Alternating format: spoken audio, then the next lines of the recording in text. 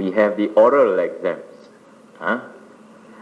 So first of all, we invite those who like to come up to talk and about their experience, what they have learned, what they have gathered, and can also speak a little bit about certain Dhamma that they have learned. And so we will give about not more than 5 minutes. You will hear the tut tut tut tut tut tut when time is up, and you have to round up your talks. Okay? Right. Come. Somebody start.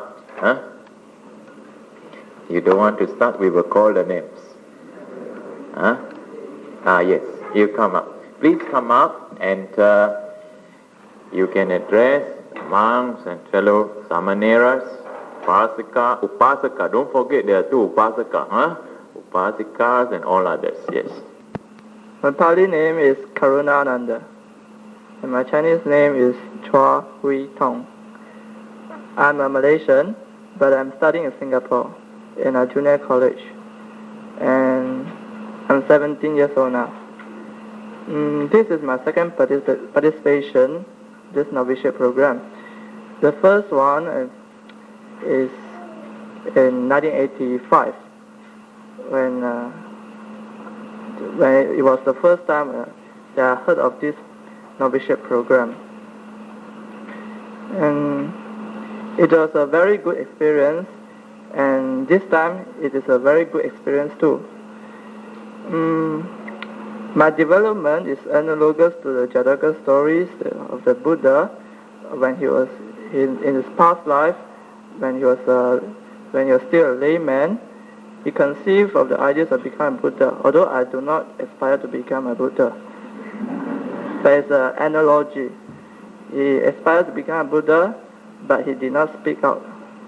And it is after some lifetime that he began to speak out, and again after some lifetime that he began to practice the Dhamma. And this is quite a close analogy, because in the first time I aspired to behave well in my ordinary life after the end of the participation, but it was very difficult for me to practice. For example, when in 1985, when Reverend Mahinda advised us to pay our respects to our parents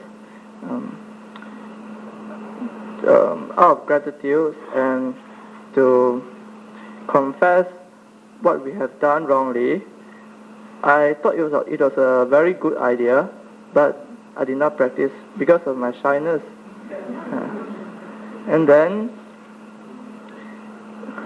But now, after this participation, I'm determined to practice it. And again, in 1985, I have, during the participation, I've cultivated some, to a certain extent, some good virtues. But I lost it almost completely after the participation. Although sometimes I speak of it, that I want to practice it, and sometimes even in the public, but I did not manage to practice it. And people, especially my friends, condemn me, although not openly. And I did not take it seriously too, because I consider them as my good friend, and it is a good reminder to be condemned, that I aspire to practice it. And after this participation, I'm determined to practice it. Practice what I've learned, what I've practiced during this participation. And especially during my meditation session, that I conceive some very good thoughts, such as giving away all my new clothing, which was recently given to me by my uncle, and they are stuff from Canada, imported stuff, And before the participation, I cherished them a lot. But now, in order to reduce my craving, which I think is a very good practice, I'm determined to give them away to those who like it, so as to suppress my craving to material satisfaction. And besides that, I thought of becoming a filial son, because according to my judgment, I was not very filial to my personal judgment. Although my parents say that I was obedient. And these are some of the good thoughts which I cherish and cultivated, especially after and during the meditation session. And here I will stress the importance of meditation, because it is a very good way to cultivate oneself, and it is a very good way in the cultivation of the sila, which is morality in a layman's sense, and it is also very good in providing a conducive interior environment to perform dana. It reduces one's craving, and it gives oneself the satisfaction of being able to experience the calmness, the silence, especially in one inner self. This is not the silence which ordinary people experience, that is complete silence. There should be no turning of the fence and all these things, but it's not that way. It is sort of, you are not disturbed by the exterior sounds, and you feel that it is some vibration, that's all, and you can experience the calmness inside. Although I don't know whether it is the tranquility which Reverend Mahinda mentioned. And in conclusion, I think that by participating repeatedly in this novitiate program or holiday camp which enable one to enjoy one's life, it is a very good idea. It is a very good practice in the cultivation and maintenance of one's spiritual development, which is a guarantee to one's happiness. Besides, I'd like to tell you all that I did present a speech in 1985, but then I was very, very nervous. But because of the meditation just now, I feel very calm, although my heart palpitates, but my tone do not change. It is a great improvement.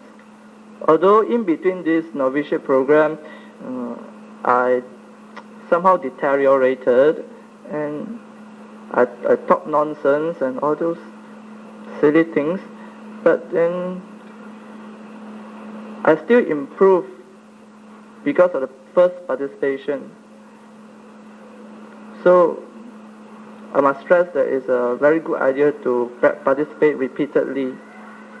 And besides, I'd like to show my gratitude to all the tea makers and the devotees who will come here every day and serve us the food.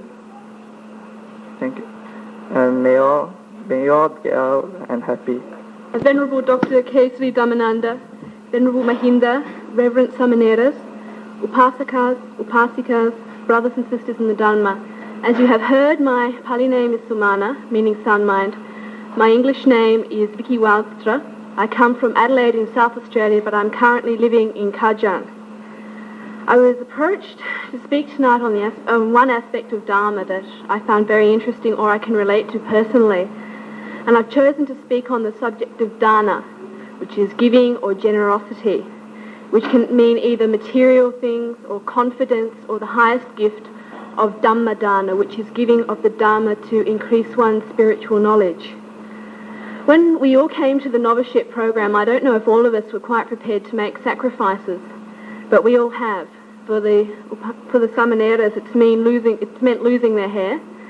For us, upasaka and upasaka, it's meant losing our beds and giving up all the food that we like in our favourite television shows, such as Police Cadet and things like that.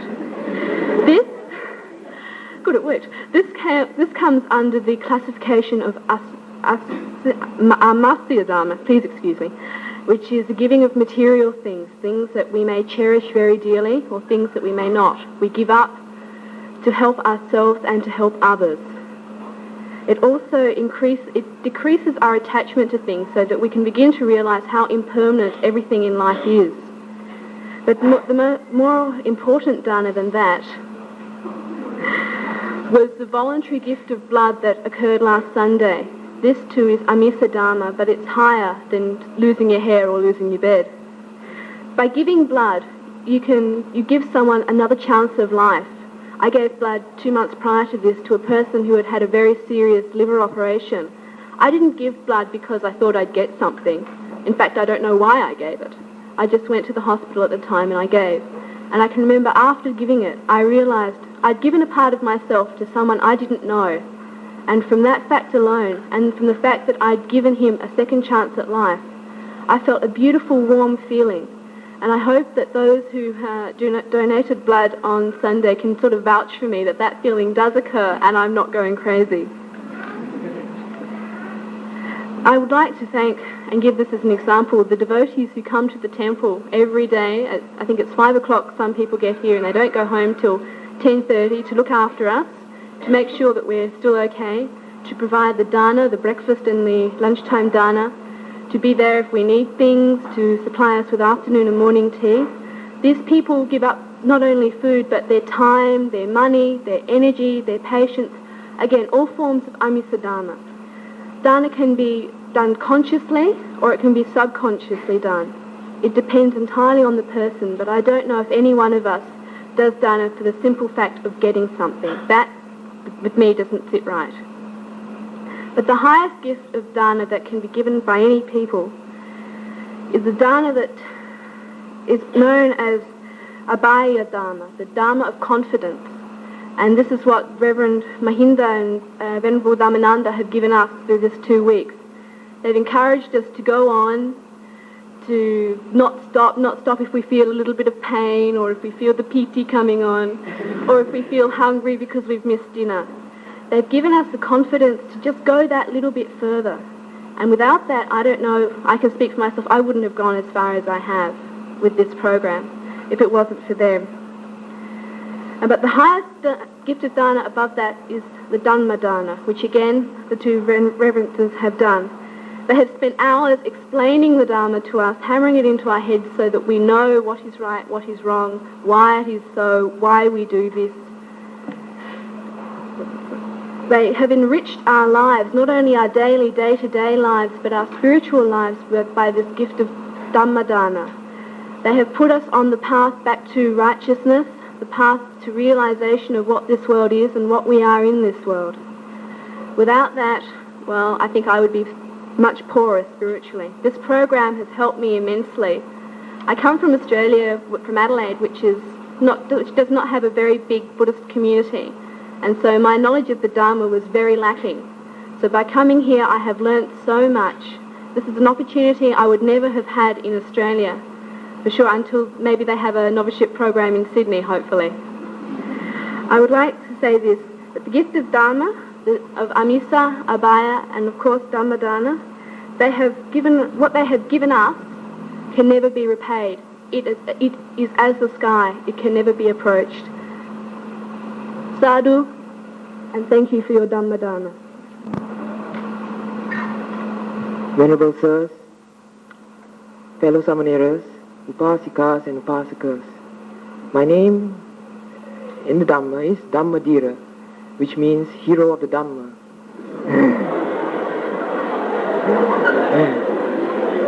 But surprisingly, my real name is John Brandon. I was a former Catholic, baptized also, and spoke at the baptism ceremony also. And I was exposed to the Dhamma by my parents, but they were very understanding, and they said that you are too young to understand religion, so you must go to church all the time. And so I was forced to go to church all the time, and they sat at home every day praying to the Buddha, and I was suffering going to church all the time. So then I decided, why not try Buddhism? I mean, going to church is no fun.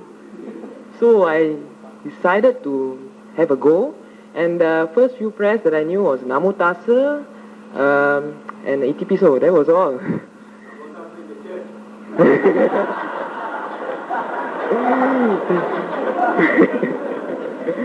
And I was exposed to it, and I was very interested by the idea of karma, because when I was with the Catholic Church, I was quite puzzled by how a person can be forgiven after he's committed a sin and then can go and commit the same sin again, because that was what I did.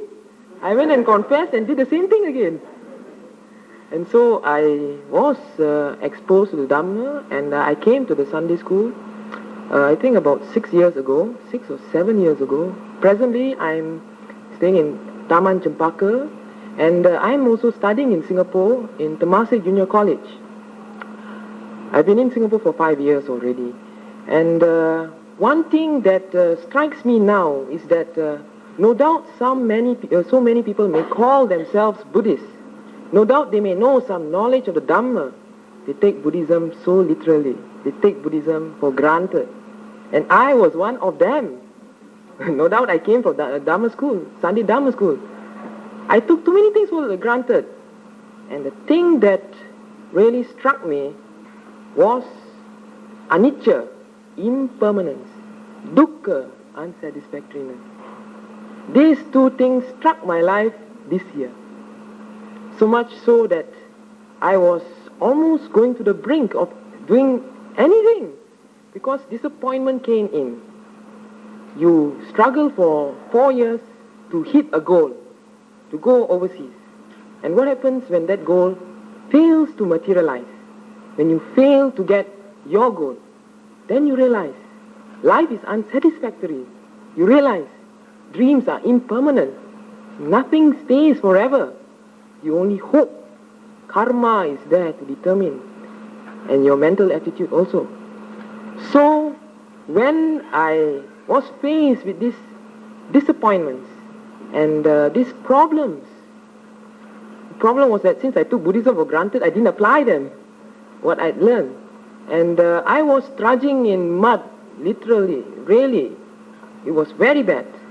And I did not know what to do. I was turning here, turning there. No doubt I knew Buddhism, but knowledge was still shallow.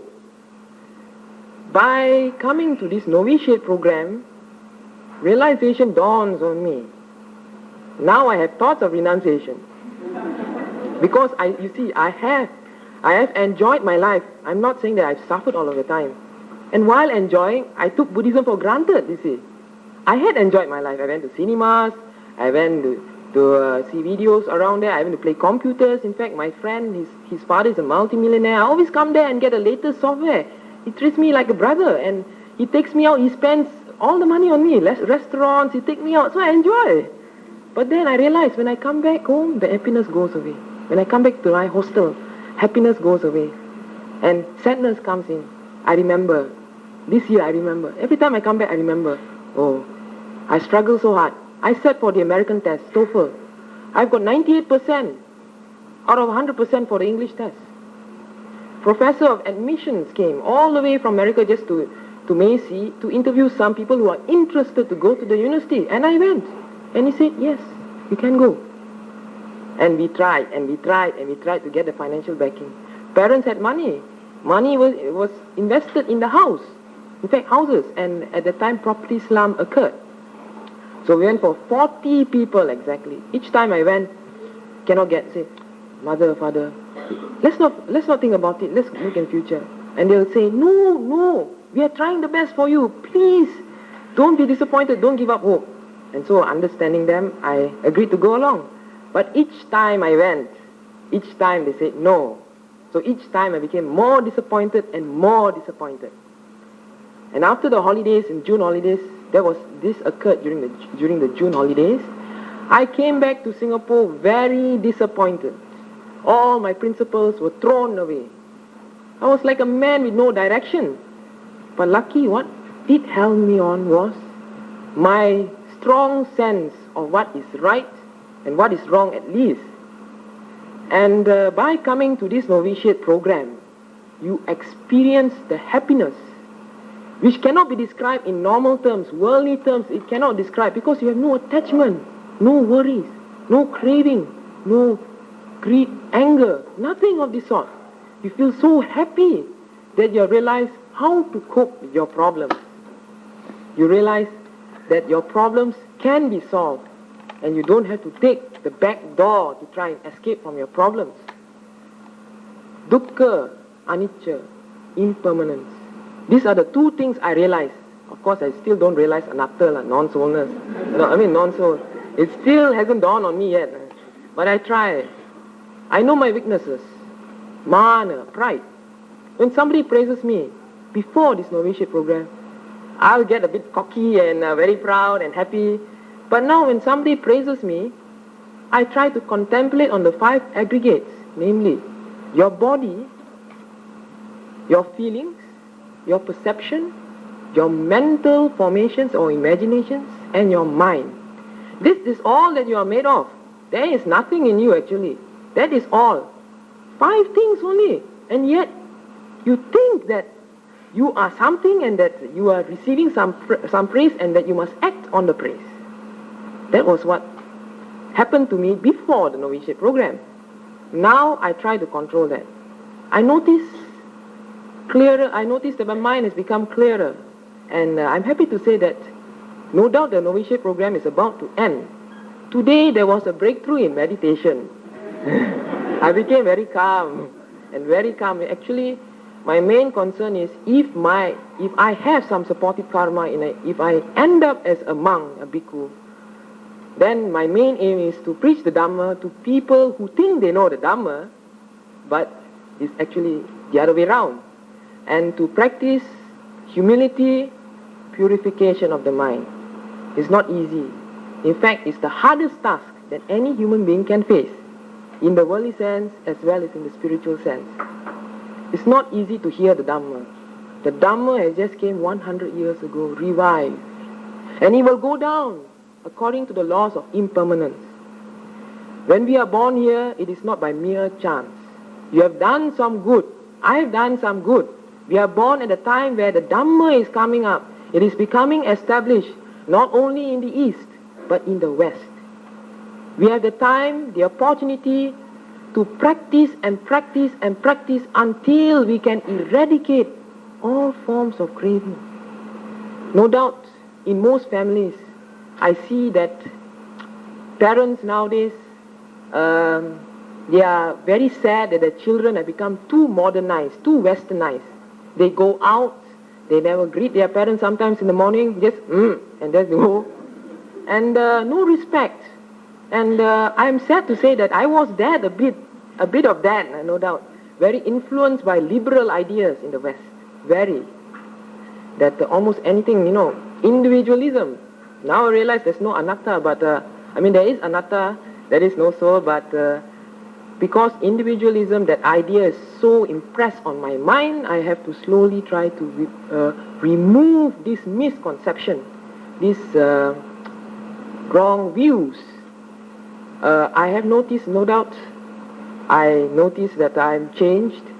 One thing I do notice very well is that in Singapore, when I go there, I fear that I may have jealousy, envy, hatred, craving, and all that, because Singapore, no doubt, it is so materialistic, so well off. There the bell. It's so well off. I'll conclude now.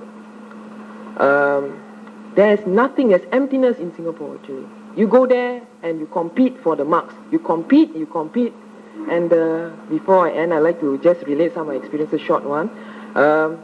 When I was in St. Patrick's School, one of the better schools in Katong, I was in the top 4. And we always compete, we always phone, oh, you have finished your book 2 times, huh? I finished it only half the time. And the rest all just go through only. In the end, I scored 1 mark higher than that boy. And that boy actually was the first boy. You see? So, jealousy, envy, hatred. There was one boy also, now he's in our Reverend Seminary College. He told me, an eye for an eye, a tooth for a tooth.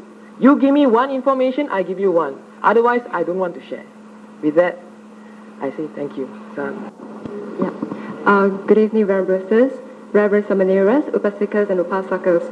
Well, I'm Grace Chok from Singapore, and my Buddhist name is Vimala, and incidentally, I do not know what's the meaning of Vimala. Vimala. I was not told, actually. Doesn't matter anyway what is in the name.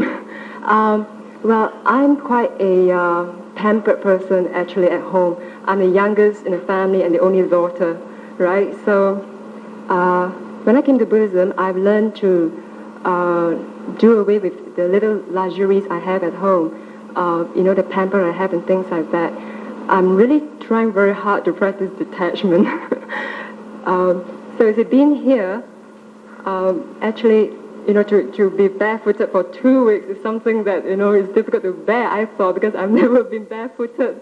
Even at home I wear slippers, and always neat, and, and this robe this budget we have to wear now we can only allowed to wash after every 3 days. It's a bit for me, actually, but I'm putting effort. I'm trying to learn, actually. And in fact, there's one big sacrifice. I thought at least it's a big sacrifice for me. Before I came, I actually cut my hair. I used to wear long hair up to this length. So when I said I wanted to cut my hair, one of my friends was saying, crazy, you're not going to become a nun or anything like that. In fact, you're not going to shave your hair. Why do you have to cut? I said, well, this is something that I just want to do. It's not to show off or anything like that, but to me, I feel that this is a way of practicing detachment. Right, actually, when I came here, upon arriving KL, something terrible I thought happened to me. I lost every penny I had in my wallet, okay? All my money was stolen when I reached KL, and I didn't notice it until I actually reached this temple. And I came with another Venerable Siri from the Singapore Buddhist Mission. And he was very nice. He took good care of me throughout the trip. And when I came here, I found that I lost all the money. It came as a shock, more as a shock, rather, not so much of the money, because money is actually really nothing. We could always earn it back again, So, but I got a shock, actually. I was, found, I don't know what to say, actually.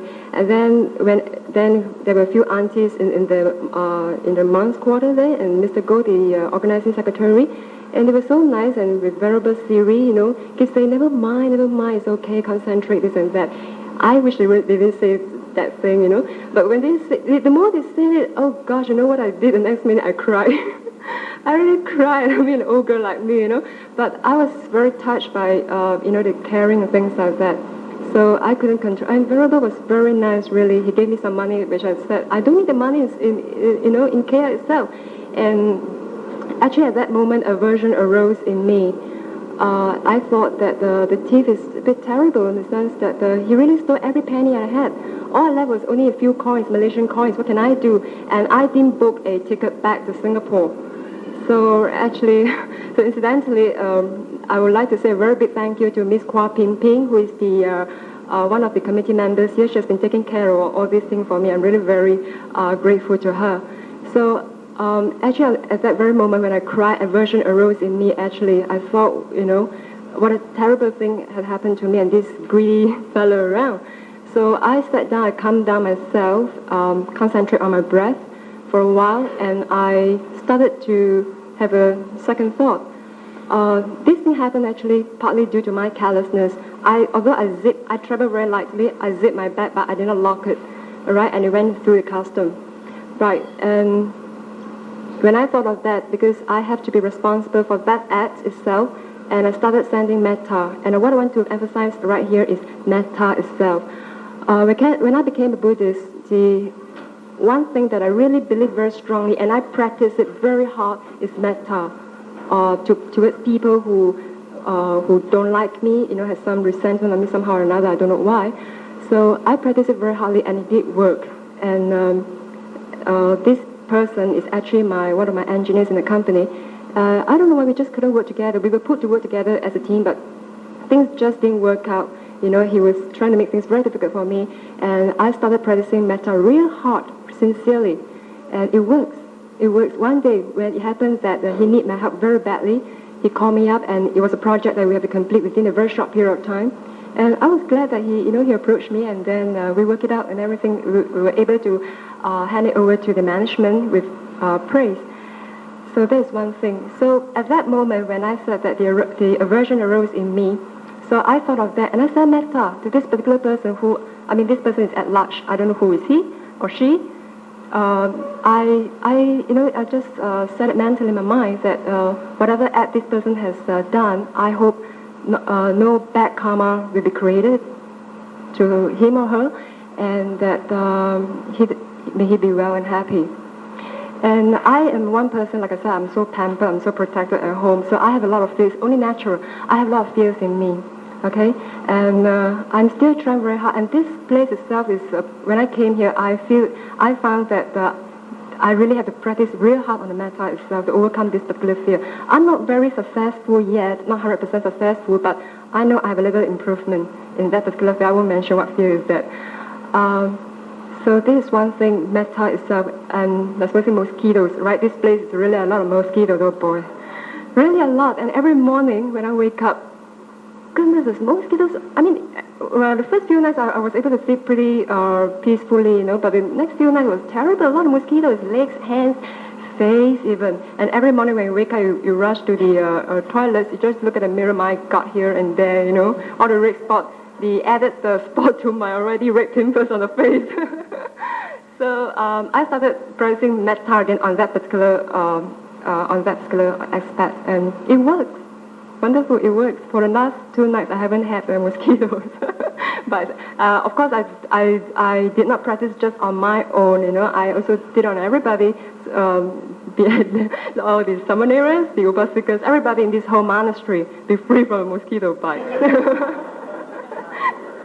Right, and there's another thing I like to say is that I don't want to speak on the the lesson that we've gone through because a few of you have spoken on that. But metta is one thing which, because I have gone through myself, which I can speak on. The metta is one thing that is really very powerful if you practice it sincerely. And I'm very new in Buddhism actually. About coming to it's only 22 months. I have tried to put in a lot of effort to learn. I hope I can become a Dhammadutta one day. I know it's something difficult to do, because first of all, there's this motto that I like to share with all of you too. It sort of motivates me a lot whenever I recollect it in my mind, and that is know the Dharma thoroughly, practice it sincerely, and share it generously. I hope one day I can be a successful Dhammadutta. In fact, there's one person whom I'm very impressed with, and that is, most of you may know, that is Brother Victor Wee, who composes a lot of Buddhist hymns and songs. And he came to Singapore a few times to give Dhamma talk, and I'm very impressed with him.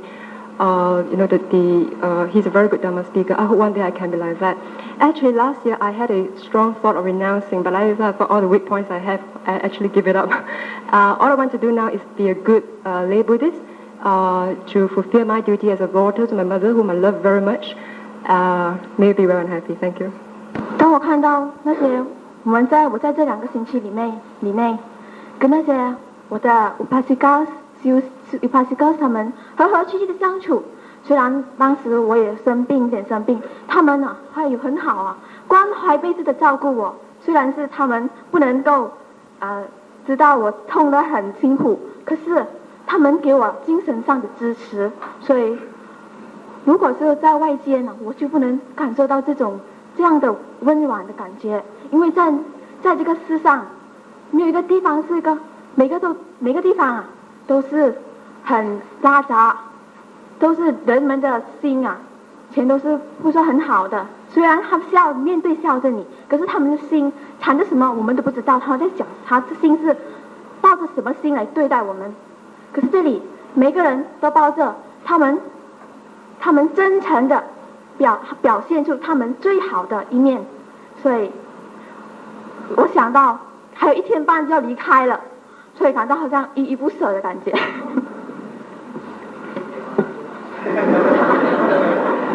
可是要 stay on 我要等到我的 result 哦，我的 result， my SRP result，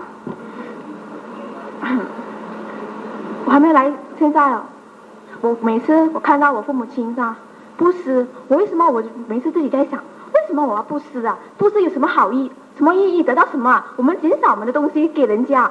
可是，当我来到这里之后，一切都改变了。我感到从那个师父在贝玛辛达所讲的，为什么要布施？为什么要布施？为什么要布施呢？不是我们布施，不是因为看到别人布施我们才布施，人云亦云，其实我们不可以的，不可以布施从这种心情布施，而是当我们要布施的，要抱着欢喜的心，从中布施过后就不可以抱着哎呀为什么我布施，我的东西已经少去了，那么这种心你的功德就没有了，你的功德就没有了。所以当我们布施的时候要抱着喜舍的心，这是我知道。还有因为是贪把我们的慷慨的心已经掩盖着了，从布施我们可以避免我们的贪欲心，这是很大的障碍。还有我想说关于我 meditation 的时候，我坐禅的时候，当我静静的坐，一只蚂蚁，一只蚊子，那么它在我的耳边咦的叫鸣。那时候，哎呦，我心上好像被它捣乱了，那么心很想要用手这样打掉它，可是又不能哦，因为我们要看嘛，要 meditate 嘛，不能动来动去嘛。然后过后，我感觉到它飞在我这边，站在我这边，然后感觉到它在吸我的血了嘛，我好想要打它的血，可是我知道我受戒，我巴拿蒂巴大不能打。所以还是送梅大给你啊，因为你是蚊子嘛，一直吸血的，所以送给你啦，给你啊，不死单啊，做单啊。然后我感觉到它吸一吸，然后不能再忍，我动我的手，它又跑到别个地方去吸，然后过后师父叫我们醒来的时候，看到它在那边了嘛，还在那边哦，哎呀，要打它不要打，还是来送梅大跑烧它掉了，然后我不知道啊。过了不久啊，我感到我在进行的做的时候，我感到不知道是什么是 BD 是什么啦，不知道是 BD 什么，我感到啊，我的头啊，蚂蚁在爬，哎呦，多只哦，很多只。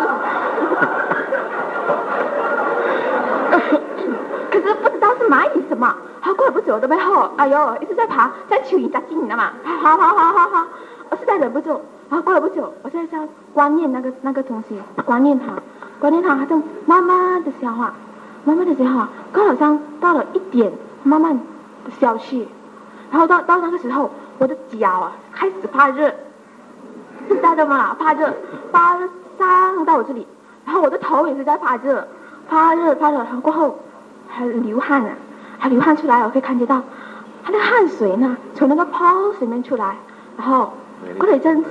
感到很凉，不知道那个什么啦，有可能我进步了。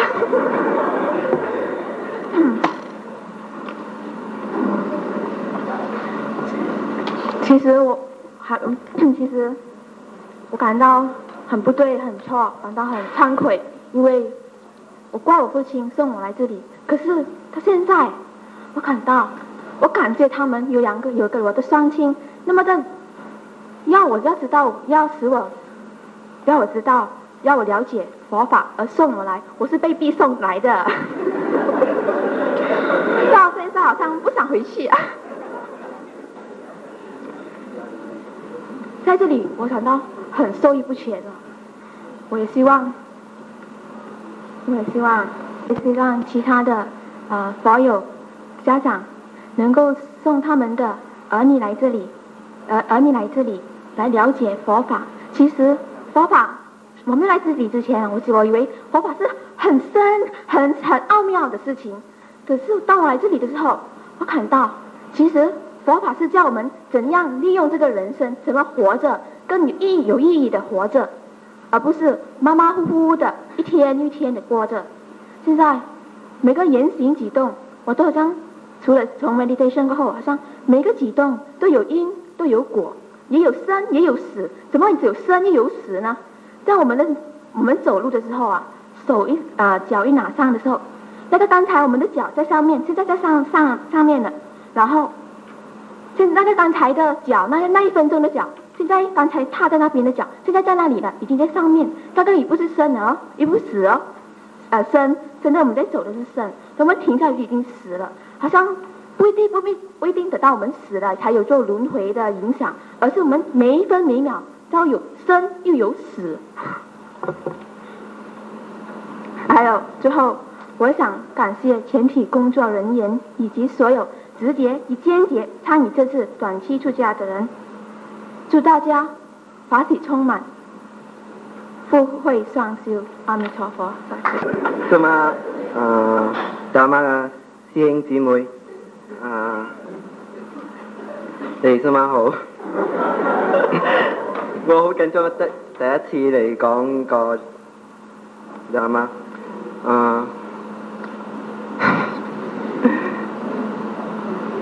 我第一日嚟嘅時候，我好開心，唔知做咩，因為做和尚好似一樣，我未試過。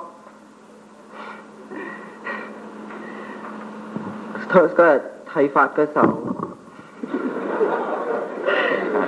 佢剃髮嘅時候，佢一直剃嗰條笑，嗰個好似好開心，好開心到好似未感覺過呢個開心，同埋剃咗髮嘅時候，哇個頭好似好輕啊！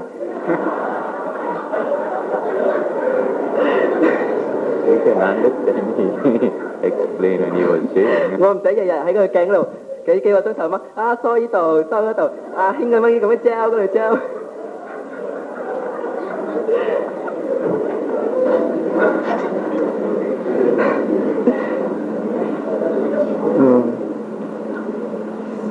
剃咗髮咁樣就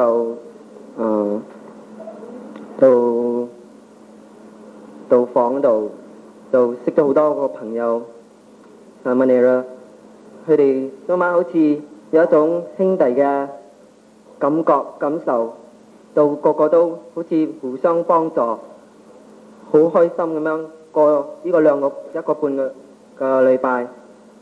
我喺屋企，好似我嚟嗰時候，我覺得哎唷冇電視機啊，冇得起街，又冇得聽歌啊嚟到感覺到，哎呀咁樣咪好慘，好似坐監啊！不過家下我感受到，我家仲多歡樂，仲開心過舊擺。嗰啲電視機起家嗰啲嘢，我感覺到嗰啲嘢唔使存在㗎，呢啲嘢唔使要都得嘅。大媽做我哋嘅報紙，我哋日日都聽兩位馬顯德講嗰啲大媽我哋聽，講嗰啲古仔我哋聽，嗰啲古仔發生過嘅講俾我哋聽，好過睇報紙日日要咁傷心飛機爆炸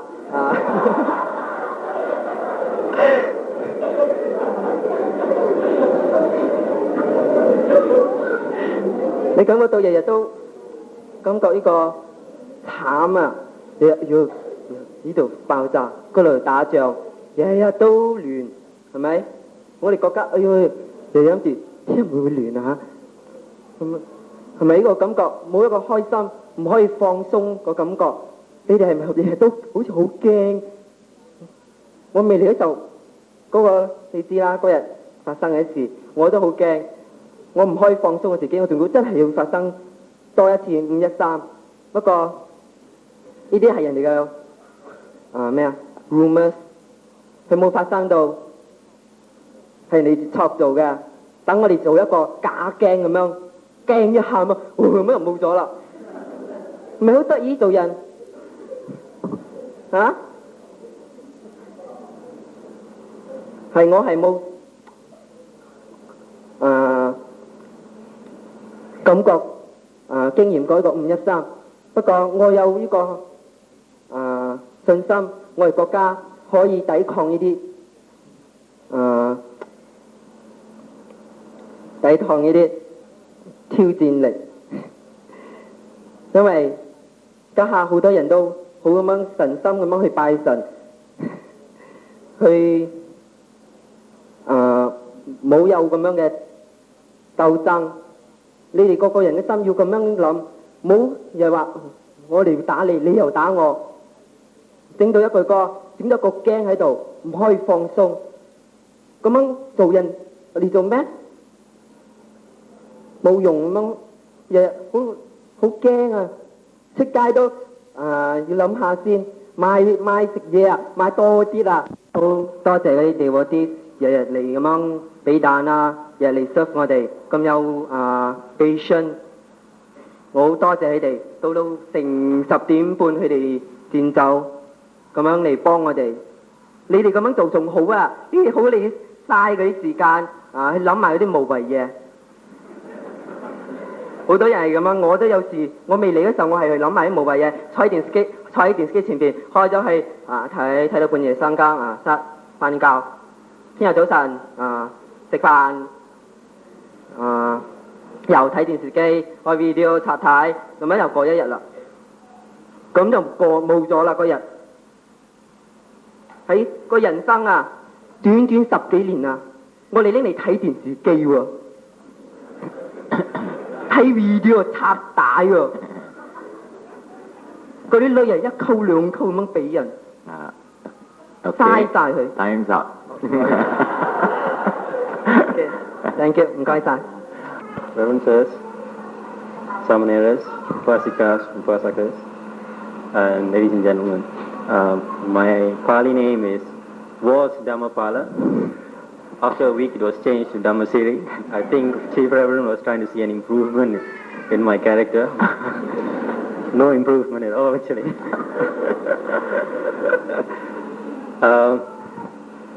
I do not think I'm going to talk much about what I've really learned, but more so I'll tell you more about the experience I've had and what I've gone through. I've been coming to this temple for almost all my life. For the last, I'm 27 now, and I think I can't remember a time when I didn't come. And one of the sad things about that is that I've been involved a lot in the activities here. I've been in the Sunday school. I learned a bit of Dhamma, but then I got involved in various committees. I think that's the sad bit. You don't get to practice what you learn. You tend to forget what you've learned. And I think I waited until I was 27 to remind myself. And I just like to give a little message to all those committee members who are present in the various societies. I think you should all take a 2-week break from your work and come and join the novitiate program. It'll do you all a lot of good. Furthermore, I'd like to also say that I've been coming here and attending various pujas, various functions, doing about whatever chanting I can do, but I don't think I really understood 90% of what I did, what I chanted. I think I finally know what it is, some of it anyway. And also, you must excuse me, if you hear a knocking sound, it's my knees and this last 2 weeks have taught me to I to finally understand a little bit of what I've been doing here at the temple. And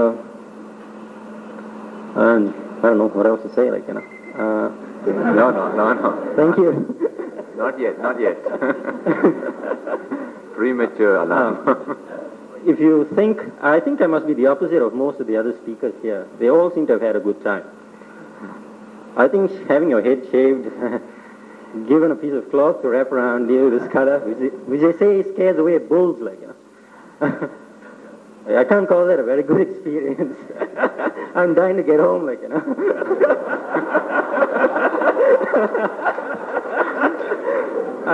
I'm dying to get back to 5 meals a day instead of the 2 I've had. I think my mother's finally got a rest, 2 weeks. But what I did learn, I think, was to take a short break and, calm myself down a little bit, think a little bit of what I've been doing.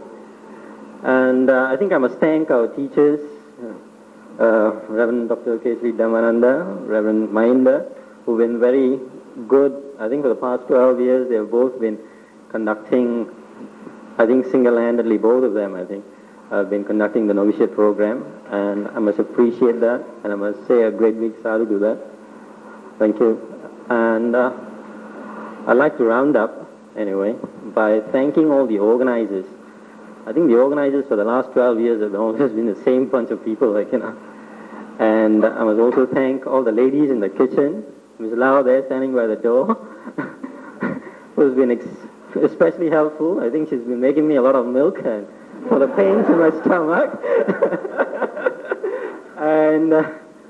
And all the others who have helped in some way or the other, one way or the other. I must thank you again. And I don't think I'll be joining next year. I'll wait another 27 years before I think about it. All right? And thank you very much. Good evening, Chief Reverend, Reverend Mahinda, and Samaneras, and ladies and gentlemen. Now, this is my second novitiate program. I was here in the year 1984. There was a 9 novitiate program, and this year is the 12th, and it's my second year. My name is Dhammananda. Dara in Malay means blood. But not to worry. In Buddhist meaning, it means to uphold the Dharma. But I'm not going to tell you about Dharma tonight or what I've learned, but I want to tell you what I have experienced. That Buddha saves my life. Don't you think it's interesting? Would you like to know? Now that was on the Sunday before the Chinese New Year. The Chinese New Year, that was on Thursday. So it was on the Sunday. I was coming back from Subang New Village. Subang New Village, that is after the Terminus 2 airport, in Kuala Lumpur. So I was there with 4 students, inclusive myself, 5. And I'm sure many of you have been there to take Chinese food, a lot of restaurants over there.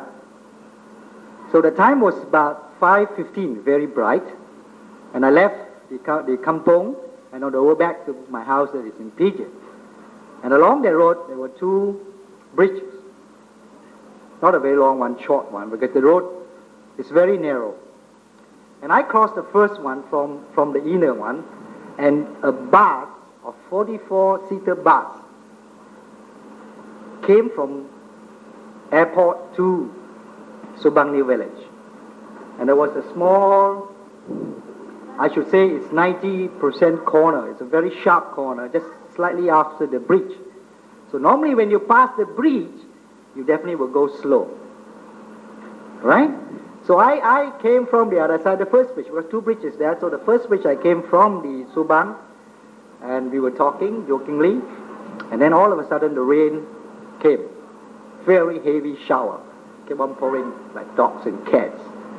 And then we say, okay, we have to be slow. So we slowed down, and that guy driving the 44-seater bus with red head, So after the first bridge that I crossed, And the first week that driver of the bus crossed, and it's a very sharp corner. And the bus came to me. I was driving a Datsun 120Y, the Japanese car. And how great I am to fight against a big red giant. And you believe me, right at that moment, it's just like watching a show. The synopsis, pa, boom, coming nearer. It's exactly the same view that I had. What happened was it came, and I got nowhere to run because the road was so narrow. And you know what I said? Automatically, which I say is habitual, they call it, Namo tassa bhagavato arahato sama sambuddhassa namo tassa bhagavato. It just came out automatically, without realizing it, and it came, bang, and we went down, right near the drain. And thank whatever devas or whatever you call them, and I have a very small scratch here. Very small scratch, and my son was inside, and he did not suffer anything, except there are two more students, one slightly on the eye and the one on the leg. And after that, I was sent to the hospital, not hospital, to a clinic. And after I came back and I looked at the car, I was very, very sad about the whole thing, I said, I am saved by the Vadana, the salutation. And the student came to me and said, Uncle, the prayer saved our lives. See how wonderful it is? People may say a lot of things about Buddha, but I have experienced it. And this is a real experience for me. And for your information, the car was written off. You know what written off means? It means beyond repair. But Dhammadara is still here the second time. So this probably, I learned two things. I got my life back. And you can have two versions. One, you may say, I've got my life back. I better do all the things I want to do. That means maybe the enjoyment part or whatever. And the other thing is, since I've got my life, I think I should behave more spiritual. And I chose the spiritual way. That's why I am here. Thank you very much for listening. Now that explains why he has been coming to temple every day. No? And I was told before the Novices program, comes temple every day. And this, there you are. Didn't I tell you to test this? Namo tassa, itipiso bhagavato. These are things. These are well tested. Now you have one who have told you, through his own experience. He lived to tell the story. And, you know why he comes every day? There's a huge cupboard donated by him. Every day he comes and see whether it is still there.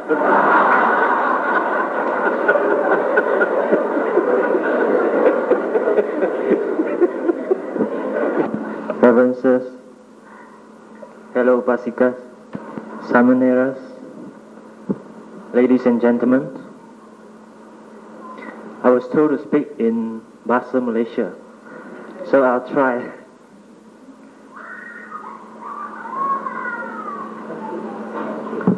Terlebih dahulu, saya ingin mengucapkan ribuan terima kasih kerana diberi satu peluang untuk berucap sepatah dua kata di sini.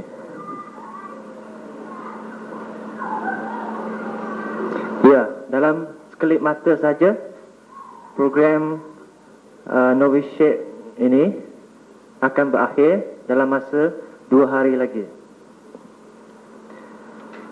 Sepanjang 2 minggu ini, kita sudah banyak mempelajari pengetahuan dan juga mengalami banyak pengalaman yang baru.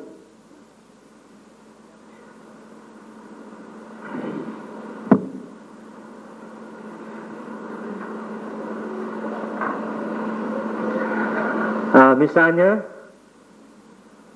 kami datang sini untuk mengamati cara hidup seorang Sami, iaitu Mang.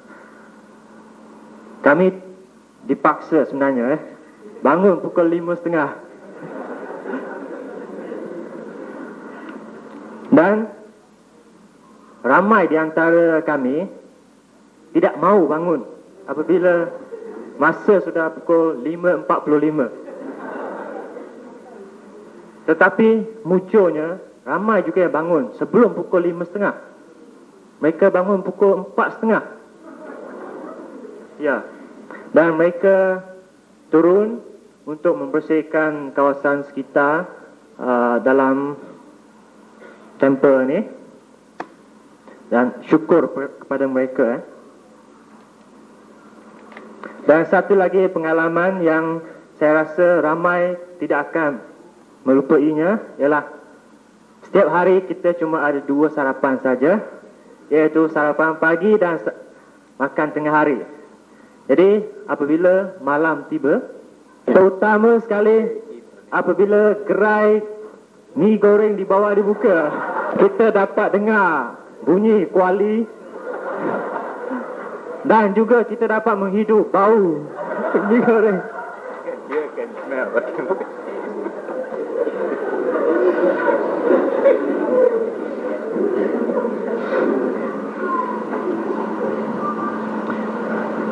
Ya, selain daripada itu, tujuan saya datang sini ialah untuk mendalami pengetahuan saya dalam Buddhism dan juga saya berniat dengan pengalaman dan juga pengetahuan yang dapat saya perolehi, saya dapat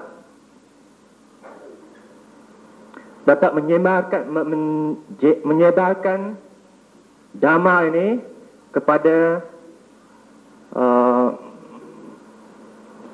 ahli keluarga saya, kerana mereka semuanya bukan Buddhis, tetapi mereka lebih kurang sebagai Taois. Jadi inilah niat saya supaya untuk mendorong mereka untuk menjadi seorang Buddhis dan hidup secara Buddhis juga. Selain daripada itu, saya juga ingin menjadi seorang pemimpin di kalangan pengadut Buddhis di Kuala Terengganu, kerana sekarang saya berkhidmat di Kuala Terengganu. Saya ingin memperkenalkan diri saya. Nama saya ialah Yu Huati dan nama Dhamma saya ialah Dhamma Dasi, iaitu pemberi Dhamma, the giver of Dhamma. Di sini saya ingin mengambil kesempatan ini untuk mengucapkan ribuan terima kasih kepada Reverend Sirs yang bertungkul lumus dan bersusah payah untuk mendidik kita dan juga melatih kita menjadi seorang Buddhis dan mempunyai pandangan yang betul. That's right view.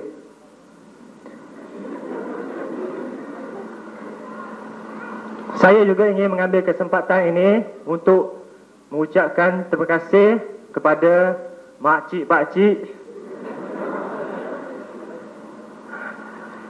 kakak dan adik yang bersusah payah datang pagi-pagi untuk menyediakan sarapan pagi dan juga makan tengah hari untuk kami semua.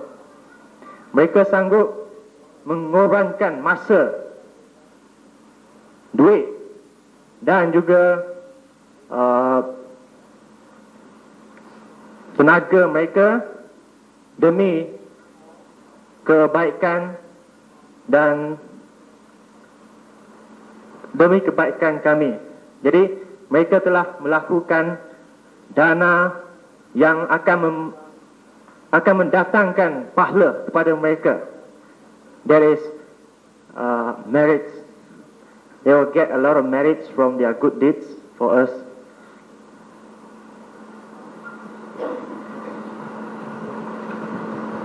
Dan akhir kata, semoga kamu semua sentiasa dalam keadaan sihat dan sejahtera. Terima kasih. 主持师父、马hin达师父以及在座的各位师兄们，你们好。我在以前还没有学佛以前我觉得学佛有什么好处，它对我有什么好处？那么我自己觉得什么是佛法它有什么力量要我去学它能够给我得到些什么好处？在我还没有学佛以前我就神佛全部的部分的。记得我的grandmother 呢，她就时常带我去那些 temple， 她就叫我拜，我就想为什么我要拜为什么我要拜？她说你不要吵了，叫你拜你就拜咯，你吵什么拜神不可以这样的吗？这样后来慢慢的，后来有一天我有一个 auntie， 她就带我去一间 Buddhist temple， 广东话叫武班丁鞋啦，在皮街的。但在那里呢，他们就念那个阿弥陀经。从那时候开始呢，我就觉得我一念那个经，虽然我是不会，但是我觉得好像很平静我的心。从那时候开始，过了几个月呢，我就皈依了，成为一位佛教的弟子。之后呢，我的朋友就给我一本书，就是《本是释迦牟尼佛话传》。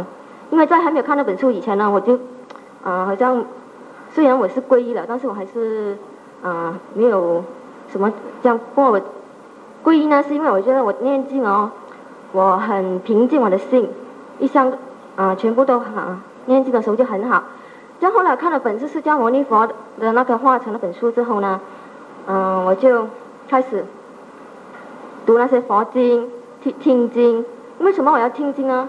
因为我听经我觉得我学到很多道理。因为我们看书不一定我们看这本书我们就学到很多道理，而我们听经呢，我们就是说我们看书就是说听经我能够学到我平时看书不是一本书就能够看到的。我学了我就知道什么是佛法皈依佛、皈依法、皈依真，皈依法深入经藏，智慧如海。所以就从这个三皈依中，我就觉得我要参加这个短期出家，所以我来这边学佛，因为我很喜欢听经。因为我听到师父的讲经，他们曾经讲到钱，有些人认为钱有了钱他什么东西都能够买，什么要的什么东西都能够得到，可是他们不知道，他们有钱他们可以买到很漂亮的衣服，可是他们不一定能够买到很欢喜的脸。因为他们有些有钱的人是很多都是为了钱而死，他们认为值得吗？有些有很多百万富翁他有很多钱，可是呢他躺在床上他不能够动，他有那么多钱又有什么用呢？对他没有好处。要不然做个平凡的人，快快乐乐不是更好吗？我觉得我参加这个短期出家在这边，我就认识了很多朋友，他们都很好。如果有什么问题我问他们就会解释。不像如果你去到外面他们如果你问他什么问题，你跟他们讲，他们没有那个耐心去听。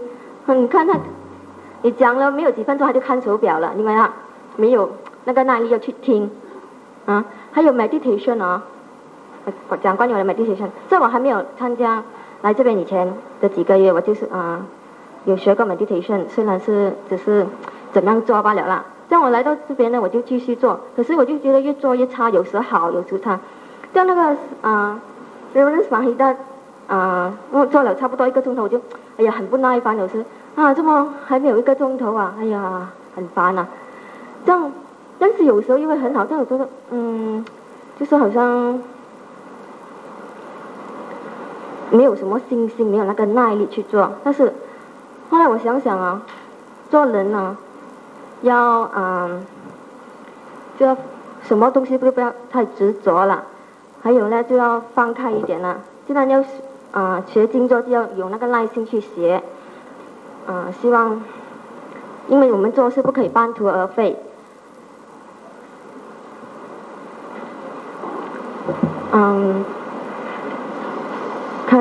最后呢，我就感谢这边的师父们，还有这边的所有的工作人员以及这边的朋友们，他们我就是到我们的朋友呢，他们就很好，有什么问题呢，他们就帮助我问他们，这样我就觉得很高兴。还有我要感谢他们给我带来的很多的滋味。因为由于我很喜欢听经，所以呢我就来参加。我要说的就到此为止。阿弥陀佛。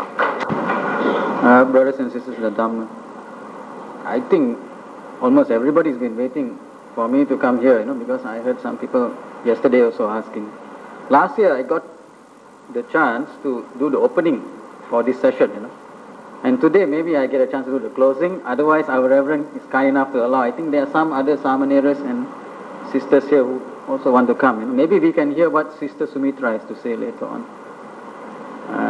So I introduce myself. My name is Nimalananda. Previously, I was called Nirmal, spelled as Nirmal.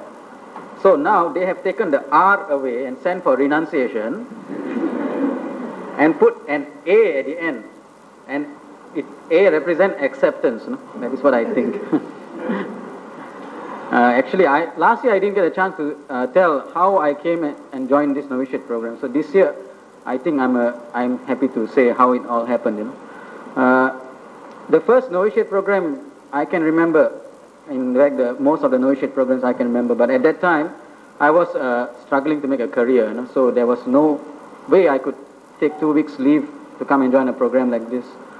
And about 2.5 years ago, maybe fortunately or either unfortunately, I got retrenched. So I think this retrenchment for me is very fortunate because as soon as I got retrenched, I decided to get my credentials ready and put on a nice shirt and pants and go and look for a job. And afterwards, I decided to make my base here in the afternoons, go look for a job in the morning and come here during dana time. And afterwards, go off in the afternoon again. And it happened for a few days like this. And one of the reverends, he noticed, hey, this guy is here quite often, He asked me, what the hell am I doing here at 2 o'clock, 3 o'clock? It's not your lunch hour. And I say, well, I'm not working. Get a shock of his life. And the surprising thing is that the next day, I was here in the night time, and the reverend said, I told him that I'm not working, and he says, okay, you see what you can do, and he was a bit real sorrow in his face, and I could feel it also. And the next day, I was at the library here, and he called me, you come, and he introduced someone to me, and he introduced one Chinese gentleman to me. I haven't seen him before in my life, and he says, explain to me this boy is looking for a job, and maybe you could help, and he's introduced, and I said, oh, you're a Buddhist, yes, can you come? He gave me his card, can you come to this address tomorrow like this? Is it okay so far? Not boring, So I like to say this, because you can see the surprising turn of events, from being retrenched, and a surprising turn of events, Afterwards, I went to his office, I entered his room, and I sat down. He didn't ask me anything, The first thing he asked me, did you join novitiate program? He asked me this question, and I've never seen him in the temple before. Did you join novitiate program? I said, no. Okay, then book yourself a position. I can sponsor you. That was somewhere around November. So I was thinking, no point I joined in December because so fast, what about the other workers? I was thinking about the other staff, So I booked myself for next year, and he sponsored me.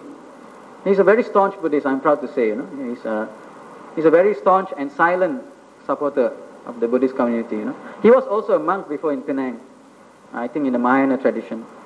And he gave me full freedom to practice this religion, He said, anything to do regarding Buddhism, anything to do, you want to actively involve yourself in Buddhism, you want to take leave, no problem, I can give it to you.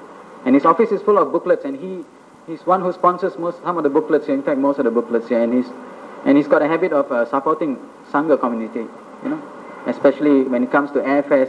He's more to the Mahayana tradition, but he still is very open-minded, So he sponsored me. And I was very happy, So it is quite, a turn of events where you get retrenched at one stage and you get employed by somebody who is a very staunch Buddhist. So I got full freedom to practice this religion now. No discrimination. He's a Chinese, No discrimination at all. So, and he asked me, are you going to become a monk, And he said, if you are going to become a monk, then I also going to support you. Same way, And he got married January last year.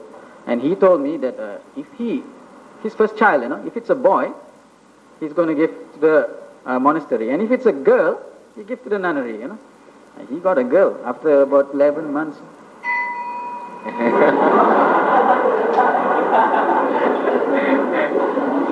Can I continue? You can round up 1 minute. So I sum it up, you know. So again, this year, 3 months before this novitiate program, he already asked me whether you like to join, you know. And he gave me the money, sponsor, and he gave me another $100. He said, go and find out somebody else, you know, and sponsor. So I think we should draw inspiration from this kind of activity, you know, this type of person, rare to find. And he's a silent benefactor. He didn't even come for the novitiate program. Last year he came, but this year he didn't come. Maybe he might come tomorrow for the Pindapata, you know. I think most people should try to follow this kind of example. He's given me an opportunity to practice the Dhamma fully, and I'm going to take advantage of this situation and try to develop myself. Thank you. Very good evening to our Venerable Sirs, our Chief Reverend and Reverend Mahinda, Samaneras, Upasakas and Upasikas, uncles and aunties, brothers and sisters in the Dharma. My Buddhist name is Kema. Kema meaning secure. And I participated in the novitiate program 4 years ago. That is 1983. And this is my second time. In fact, I came in very late. 3 days later after the novitiate had started. And that's why I'm sitting at the back. The reason why I came late is because I was with a pilgrimage to India and Kashmir. And in fact, from this trip, I really learned a lot. And why I came in for this second novitiate program that spurs me to join the second time is to really get to know the Dhamma much deeper. The first time when I came in, I experienced a lot spiritually, more on the practice rather than the Dhamma.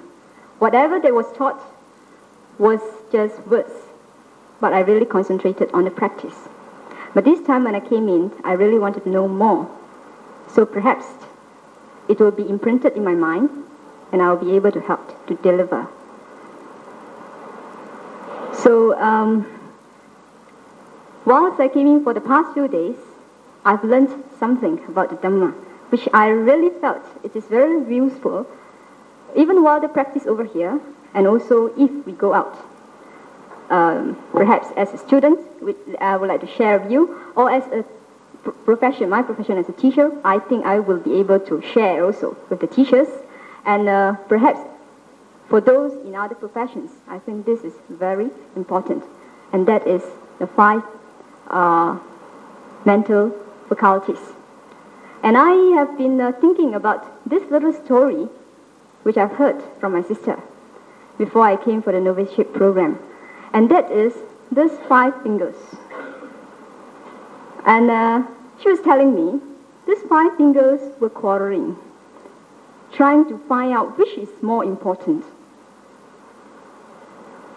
So the first one was the thumb, and I call it confidence, Sada. The second one, the index finger, was energy, Virya. The third one, the middle finger, mindfulness, Sati. The fourth, the ring finger, I call it, what is it? Say again? Samadhi, concentration. And the fifth one is wisdom, and that's Panya. So these 5 fingers were quarreling. They could not settle the problems. So this first finger say, I'm the most important, because when people say I'm the best, the thumb is always the best. I must have the confidence. The index finger says, I'm more important. Why? Because I start pointing at everyone, and everyone has to do the job for me. And moreover, when the Buddha was born, he pointed up and said, I'm the chief, and this is my last birth, so I'm the most important. And the third finger said, no, I'm more important. mindfulness is more important because I'm the tallest. Of the 5 fingers, I'm the tallest. The 4th finger, which is the ring finger, say, no, I'm the most important. Why? Because when people put the ring onto my hand, and when you get married, people concentrated on you, and you are more important. The last finger say, no, I'm the most important. So, why are you the most important when you are the smallest? Because when you fold your palms together, you face the Buddha. And a person has to be wise to fold the palms to face the Buddha. So all the 5 fingers were quarreling among themselves, arguing which is most important. So finally, they decided, they chit-chat, and they found that all of them had to work together, to fold their palms together, to worship the Buddha.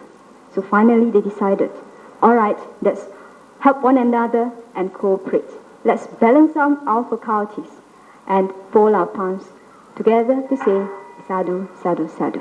So with this, may I wish all of you all well and happy. And thanks to all the brothers and sisters who really come forward to help us in the Dana, and also our reverences in really sacrificing a lot of the time in instructing us and guiding us along this spiritual path. So with this, may I wish all of you all well and happy. Thank you. Reverend Samanera, Upasaka and Upasika, brothers and sisters in the Dhamma, I thought I'd better take this opportunity to answer some of the questions which the young novices have been asking me.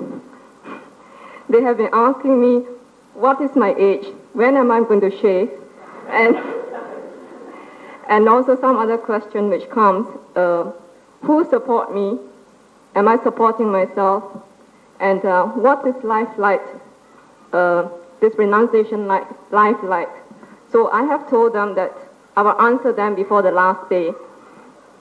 To the question of age, I really do not know, because I have been going round and round the samsara many lives, and I still have not ended.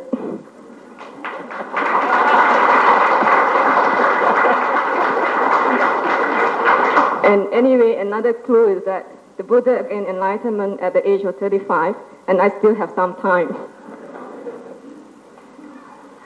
And regards to shaving, our young novice said that I should shave like all the Samaneras are, and he says it looks better. And I'll answer that later on. And regarding to the support, I think when one renounced or before renunciation, one should actually know oneself. One should not feel insecure materially and spiritually. And I have been called actually a half-baked nun by Reverend Mahinda, because when I go around traveling, some of them call me nuns, and some say, no, you're not, you're still having your hair on. So this has actually disturbed me for quite some time, for the last 2 years traveling as an anagarika, one who has left home, leading a homeless life. And actually, renunciation, to what I know, there is internal and external renunciation. Those who shave their head and put on the robes. When I was young, when I see monks, I run away. I got very frightened, and I usually go to the Kuan Yin temple because of the compassionate nature of the Kuan Yin. But later on, somehow about 7 years ago, I became interested in the life of the Buddha, and then I started looking around for an English-speaking temple. There I joined a Sri Lankan Theravada temple, and I was so inspired by the way the Bodhisattva has led. And there, I had a very strong wish to become a Bodhisattva, and I think some of the Upasika has that thought now. But later on, when I start to study the Dhamma, then I realized that after studying 3 years and passing with very good score in the YMBA exam in Colombo, I realized that that is not enough for me. And I start looking around for some missionary work to be done for the youth in Singapore. And there I came to know of Singapore Buddhist Mission. And at that time, Reverend Mahinda just came back from Sri Lanka, and I got actively involved in it. But then when people asked me, when are you becoming a nun? I got frightened and I cried. Then I told them to renounce does not mean that to shave the head, because when I look around those Chinese temple nuns, I feel that that is not the place for me to go, because I'm not the chanting type, I'm not those devotional type. I would like to do more missionary work.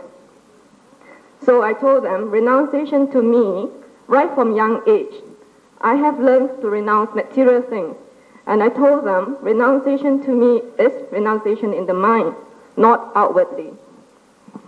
And maybe partly because I love my hair very much at that time. Then later on, when I came to know, or I get actively involved in it, then conflicts arise in my mind because I would like to spend more time to develop my mind.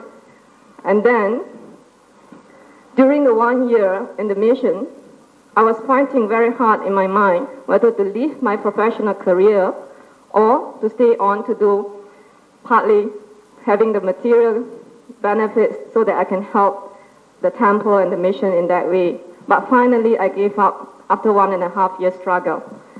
Then, while I was traveling, I was being sandwiched in between because of putting on white, observing 8 precepts.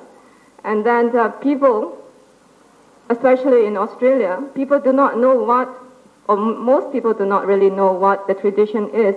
And sometimes I'm being just pushed away without any food. And I really had a lot of aversion and tension because I thought at least somebody will come and look after me. And no. But on the other hand, the lay people dare not come to me because I put on white.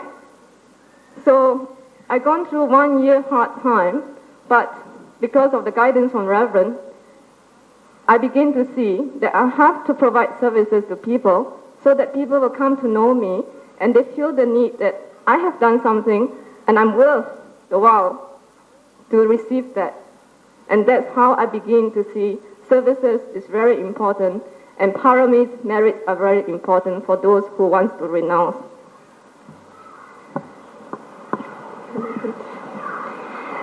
So, but during the 2 years, there was a lot of aversion because when I left my home, I thought, well, now I have some time to learn the Dhamma. And at that time, I thought Dhamma is just book knowledge. And in my mind, I was doing a barter trade, that I would do all the services I can in the center, cook, washing, which I have never done in my life at home. But now I have to cook for Reverend, I have to clean the house, I have to clean the temple. And then in return that I expect something from Reverend, that he spends some time each day to teach me Dhamma. But as time goes on, I receive nothing. And every time I grumble inside me. Then he used to tell me, practice the little which you have learned. And if you can practice that, then you're really practicing Dhamma. I could not understand. But now I have to thank him for not giving me too much books, because it really gives me a chance to practice and confront all those problems. And as far as shaving is concerned, after the 2 years, I begin to see that I should shave my head. But then when I'm ready to shave, I got the answer no from Reverend. And again, aversion arises, why not? I'm ready. But he said, no, you're not ready. And I met some other good teachers too. They feel that I'm not ready because from their past experiences, many people, including monks and nuns, they get disrobed. They disrobe after some time. And after seeing that and after traveling for the 2 years, meeting women, nuns, staying with them, both Theravada, Dasasil, and also Mahayana nuns, I feel that I should remain in this position. And I can do very much more in this position right now. But time will come maybe that I will shave. The only thing I have to say is that the hair is no more important to me. anytime I'm ready. Very inspiring talk. Even then I noticed that ladies are ladies. Even after their renunciation, also they are not ready to reveal their age.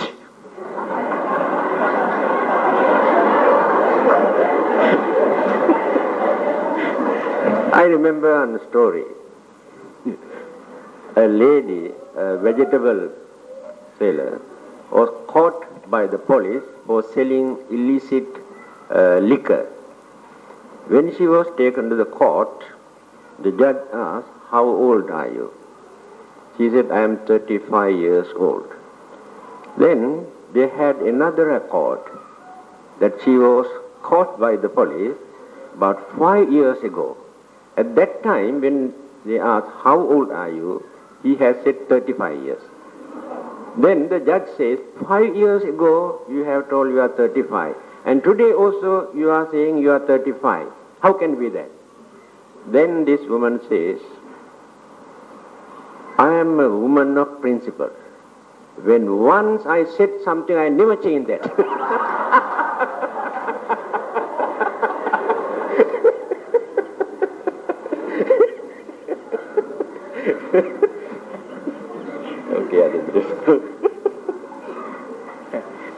We shall conclude here, but before we conclude, I shall just explain to you a little bit. Do you have any questions that you would like to raise?